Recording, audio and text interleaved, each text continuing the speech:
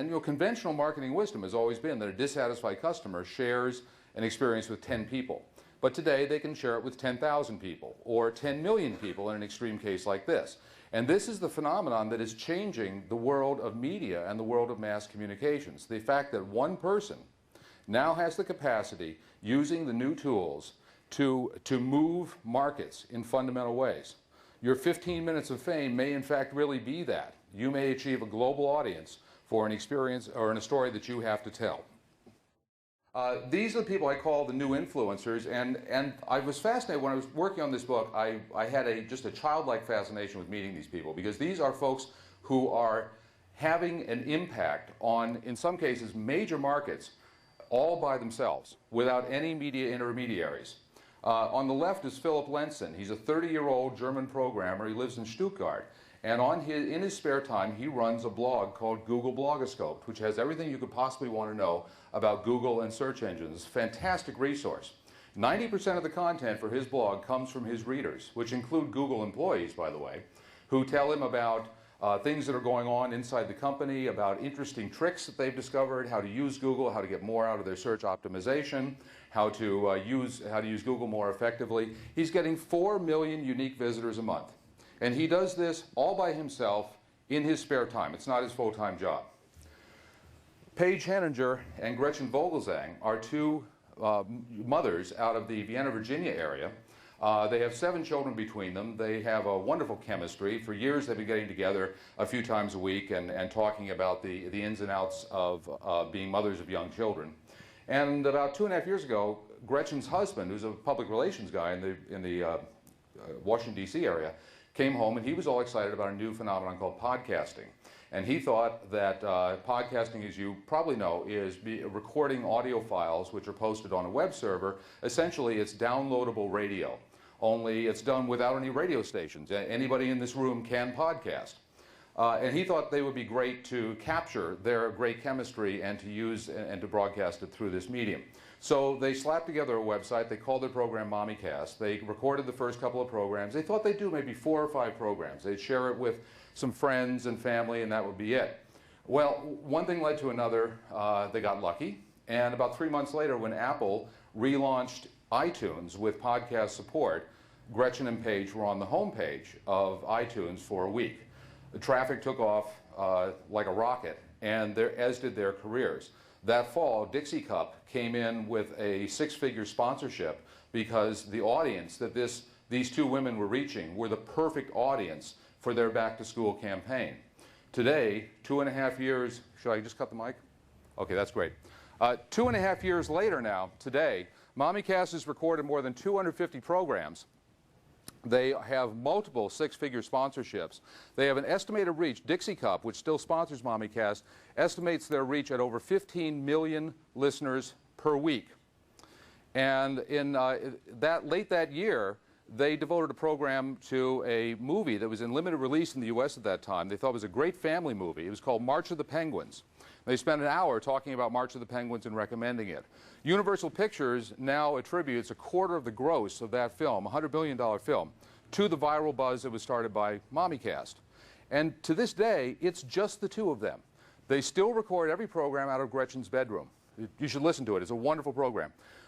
They have a global listenership, tens of millions of people, and they have no infrastructure. There's no radio station, there's no broadcast license, there's no corporate entity behind them. It's just the 2 of them doing this all by themselves. They have turned down multiple requests to take their show to terrestrial radio and even television because they don't want to give up the control that they have, and they absolutely love what they're doing. They're a perfect example, I think, of how small businesses and individuals can use these tools to spread their message globally. Steve Hall has a blog called Ad Rants. He was a mid-level advertising guy in the New England area for 20 years, never really made it much up the hierarchy of the agencies he was at. In 2001, he was laid off, and he started blogging. He was really one of the first bloggers to write about advertising. In 2003, he was working for an ad agency. He had a conversation with his boss in which his boss told him, we're not going to invest big in the internet because we're not convinced it has any staying power. Now, at that time, Ad Rants was getting over 10,000 unique visitors a day. Steve Hall saw the writing on the wall. He quit the agency and he went full-time into Ad Rants. Today, He is doing over 50,000 daily visitors. Small numbers compared to something like MommyCast, but think of the audience. These are advertising people. On Madison Avenue, Ad Rants has almost as much influence as publications that have been around for many, many years. And it's just Steve Hall. 50,000 visitors a day. He's doing this full time. He's making a very good living at it. And it's just him. He has no support staff. He does the whole thing out of his little home office. So these are the kinds of economies, too, that people are seeing with these tools. You don't need broadcast licenses and printing presses and all of the old trappings of media. You do it the right way, you hit the market at the right angle, and you can have tremendous amount of success for very little cost. Keep at it. Update frequently. You will not get payoff the first 3 months, the first 6 months, maybe even the first year. You won't get payoff. But you keep at it, you will get the payoff. I promise you will get the payoff. Lyric Opera Company uses it to interview their backstage employees and the people who make the Lyric Opera work, give you a view behind the scenes of the Lyric Opera. Purina has video podcasts that they use to advise on pet care, on pet health. Kodak uses it to share techniques for taking better pictures, and on and on and on. And the interesting thing, the reason I think this is so interesting, is the demographics absolutely rock. This is the story that doesn't get told. Podcast listeners, this is recent research, 2 months ago, twice as many podcast listeners have advanced degrees as non-listeners. Podcast listeners, users are twice as likely to have incomes over $100,000. Why? Well, think of it. When do people listen to podcasts? When they're doing something else. When they're driving, when they're mowing the lawn, when they're working out. Who wants to use that time to learn something? Very often it's people who are very, very busy and don't have a lot of time. The sweet spot for the podcast market is people who are really, really busy. It's not surprising that a lot of those people are upper income people. Facebook, MySpace, YouTube are the big ones. They're the winners. They've already won. There's no more competition in social networks at that level. No one is going to beat Facebook at being Facebook. There are, however, the action is really moving into these special interests and these vertical networks, which I think is really where your opportunity is as a smaller business, because they offer you a more focused and highly engaged audience that wants to know about something that interests you. So if it's financial, if it's tax advice, you'll probably find social networks for people. There are personal financial social networks where people will share information. Now, why are they so hot all of a sudden? With this capability, there's nothing technically all that challenging about what they do. The reason social networks are hot are these factors: profiles, friends, and groups. Profiles is the big innovation. It's not new. Classmates.com was doing it 10 years ago, but Facebook really figured it out. Profiles are, on a social network, everything that you do is linked to your profile. Your profile is your public persona and is a kind of currency that you share. The more you contribute to the network, the more visible you become. Your profile is raised up the stack. On LinkedIn, you have a profile on LinkedIn. There is a feature on LinkedIn called Answers, where people who have expertise can respond to questions from the community. Some people have answer more than 200 questions a week, if you can believe that. I don't know how they do it. But the value for them is that the more questions they answer, the more their ratings go up, the more their visibility goes up. They become LinkedIn stars. And when you become a LinkedIn star, then it's easier for people to find you. If they're looking for your expertise, there you are, and you have a demonstrated expertise. Friends. This is very important innovation, because what social networks are doing is, to the greatest extent anyone has ever done, they're duplicating online the personal relationships that we all have. And the way this is being duplicated is by access to the profile. If you didn't have profiles, friending wouldn't work. But the way it works is, you declare that you want to be my friend, I accept you as my friend, and then I give you access to information about me, which, when you think of it, is very much like what we do in real life. So that ability to bestow access is what duplicates in many ways what we do in our day-to-day lives. It's also very efficient, because when I go on a trip, I'll give you, I interview a number of teenagers for the book I'm working on now, but ask, what value do you get out of these? And what you find out is they don't have any more close friends than their parents do, but they have hundreds and hundreds of casual friends. And they manage these relationships very efficiently using these techniques. For example, I come back from a vacation, I post my photos, and photos are a huge application on Facebook among young people. I post photos of my vacation. Everybody who's in my friends network receives notification that the photos of my vacation are now available. Some of those people will go and look at my photos. They may comment on them, they may tag them, they may just look at them. But I have had a contact with people whose relationship is important to me in some respect. I've never had a direct contact with them. I haven't picked up the phone. I haven't exchanged an email message. But I've kept in touch with all these people without ever having to initiate a direct contact. Think of how efficient that is.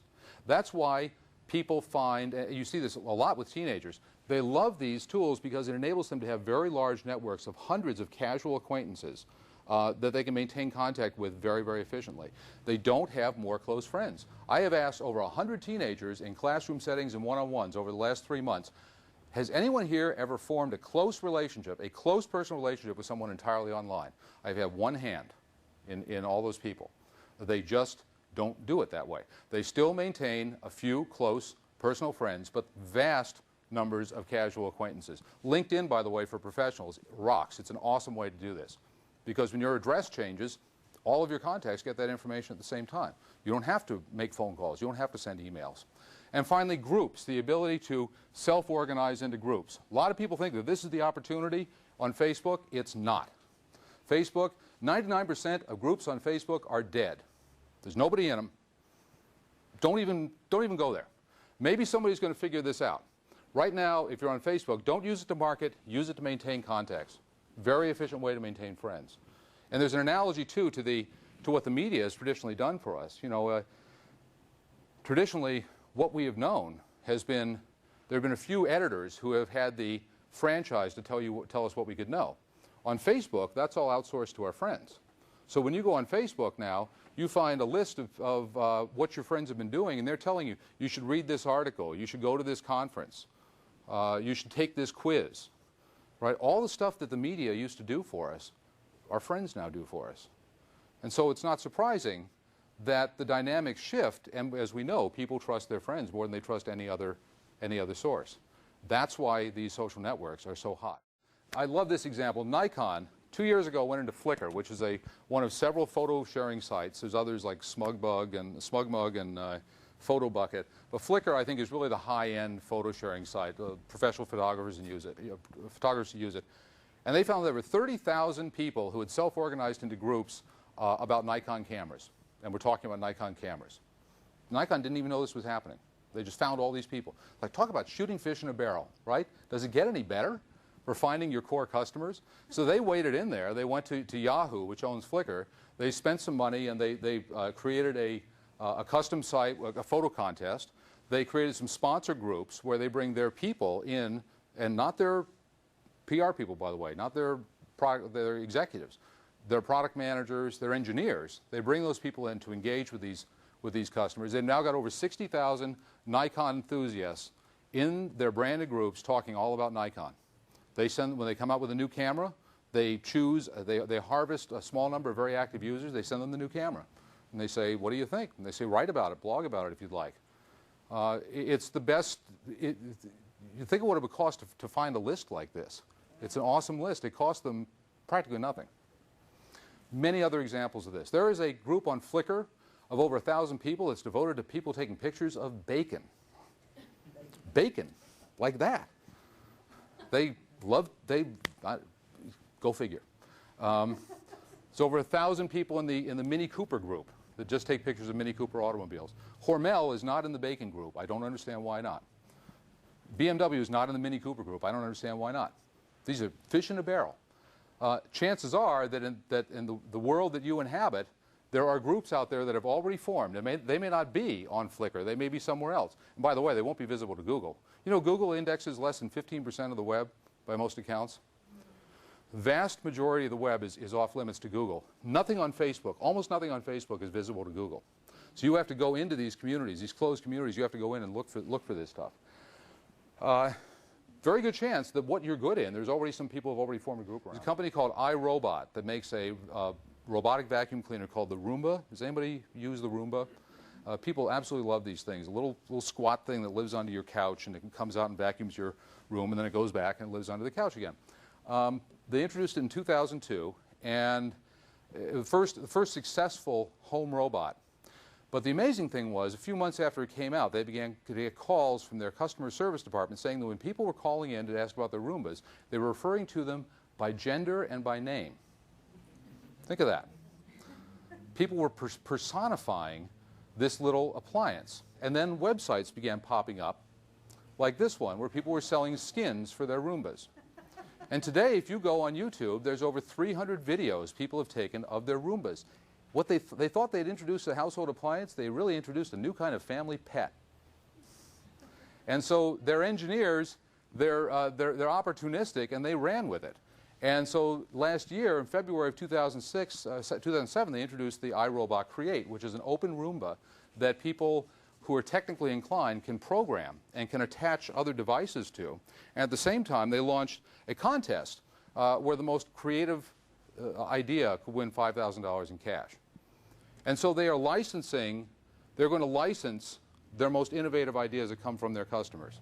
Think of the cost of hiring PhDs to do this work versus letting your customers do it for little or no money. It's a great idea. They've sold over 3 million of these things, and they branched out. They've got a pool Roomba now. They've got a new one that cleans gutters. They're coming up with all. They've got people attaching robotic arms. One of their customers designed a Roomba that can go and fetch a beer out of the refrigerator. You know, I don't know if there's a big commercial market for that, but they at least proved that it could be done. Threadless is a company in Chicago that makes T-shirts. They produce over 250 new T-shirt designs a year. They have not designed a T-shirt in 5 years. All the T-shirt design is outsourced to their customers. Customers send in their designs, and they compete. Customers vote on the best designs, and the top vote-getters are chosen. 5 each week. The 5 top vote-getters are chosen as that week's design. The winners get $2,500, which is not bad. It's a drop in the bucket compared to hiring full-time designers. They get $2,500, and they get a place in the Threadless Hall of Fame. This site is going to do $20 million in T-shirt sales this year. Their gross margins are over 80%. They do not have any R&D staff. They outsource it all to their customers. I encourage you, if you want to see how a perfectly managed customer community, go to threadless.com and look how they do it. They involve their customers in everything. If you upload a photo of yourself wearing a Threadless T-shirt, they will give you an electronic coupon good for a $1.50 discount on a $15 T-shirt. Now think of the value of that. Their customers are going out and advertising their products in exchange for a lousy 10% discount. Be unique, but unique can also come from your voice. It can come from the way you say things and the media that you use. More you contribute, the better. Acknowledge others, tag and link to them. One thing that's very different about this world is that it's very supportive. So in the media world is very competitive, and your competitors will not even acknowledge your existence, much less link to you. It's not like that. You reach out to other people who are in your community writing about the things that matter to you. People are very helpful and supportive of each other. They will link to you. You link to them. The more links we have, the better we do in search engines. It all comes back to search. Build your friends' networks, because as I hope I've demonstrated here, these tools are very effective for managing networks of casual friends. And be courteous, helpful, and supportive.